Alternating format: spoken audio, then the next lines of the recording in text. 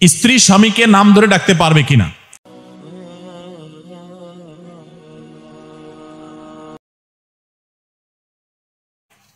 স্ত্রী তার স্বামীকে নাম ধরে ডাকতে পারবে কিনা, এই প্রশ্নের উত্তরে আমরা মৌলিকভাবে বলি, সাধারণত স্বামী বয়সে বড় হন, আর বয়সে বড় হন বা না হন, আল্লাহ তাআলা কোরআনে কারিমে স্বামীদেরকে দায়িত্বশীল করেছেন, তাদের উপরে দায়িত্বের বোঝা রেখেছেন, তাদেরকে জিম্মাদারি দিয়েছেন, যার কারণে তাদেরকে অভিভাবক হিসেবে শ্রদ্ধা করা স্ত্রীর কর্তব্য। স্ত্রীকে যেরকম স্ত্রী হিসেবে সর্বোচ্চ ভালোবাসা দেওয়া, সদাচরণ করা স্বামীর কর্তব্য, ঠিক একইভাবে স্বামীকে স্বামী হিসেবে শ্রদ্ধা করা, ভালোবাসা স্ত্রীর কর্তব্য।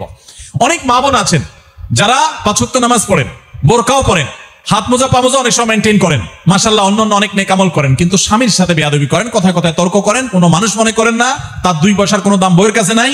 এইরকম নারী তিনি যত নামাজ পড়েন, যত রোজা রাখেন, যত তেলাওয়াত করেন, তিনি আল্লাহর কাছে নেককার নারী, আল্লাহর নেককার বান্দি, ভালো মুসলিম হওয়ার সুযোগ নেই। কারণ আপনার জন্য একটা অ্যাসিড টেস্ট বলতে পারেন, অগ্নি পরীক্ষা বলতে পারেন আপনার স্বামী।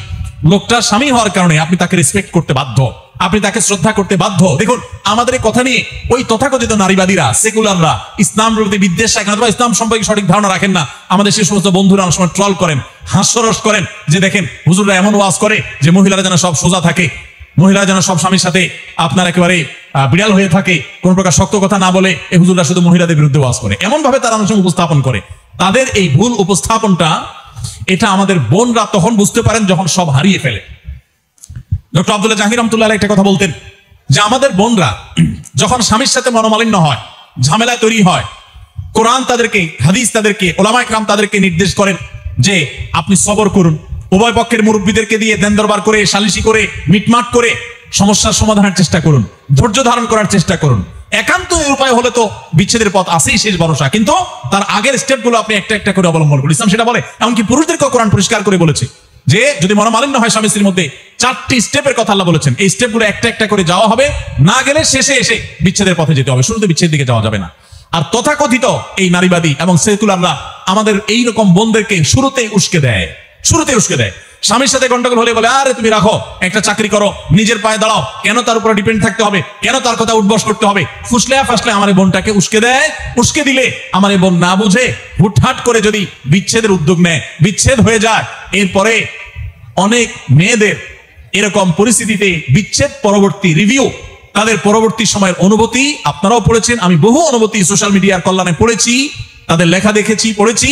তারা সুস্পষ্টভাবে অনেক বোনরা বলেছেন যতদিন স্বামীর সংসারে ছিলাম, স্বামীটা অমানুষ ছিল, একটু খারাপ লোক ছিল, একটু কষ্ট হয়েছে, তার কারণে স্বামীর সংসারটাকে জেলখানা মনে হতো। এই জন্য স্বামীর সংসার থেকে বের হয়ে বাবার বাড়ি চলে গেলে চিন্তা করছিলাম জেল থেকে মুক্তি পাবো। বাপের বাড়িতে আসার পরে দেখি বিবাহিত মেয়েরা স্বামীর সংসার থেকে তালাকের পর বাপের বাড়িতে আসলে আমাদের সামাজিক কুসংস্কারের কারণে ওই মেয়েদের প্রতি দুরাচরণ করা হয়, সেটা আরেক খারাপ কাজ, সেটা সমালোচনা আমরা করছি। কিন্তু বাস্তবতা হলো বাপের কাছে, মায়ের কাছে, ভাই বোনের কাছে, প্রতিবেশীর কাছে এই মেয়ের কোনো দাম থাকে না। তখন খুব বাজে একটা অবস্থা তৈরি হয়, বাপের বাড়িতে নিজে বোঝা হয়ে যায়। তখন ওই বোন উপলব্ধি করেন, অনুভব করেন যে স্বামীর সংসারে ছিলাম জেলখানায়, এখন আছি জাহান্নামে। এই জন্য বোনরা এত কথা এই জন্য বললাম যে মেয়েরা স্বামীদেরকে অভিভাবক মনে করে, বড় ভাইকে, বাবাকে যেরকম শ্রদ্ধা করেন সেরকম স্বামীদেরকে শ্রদ্ধা করবেন।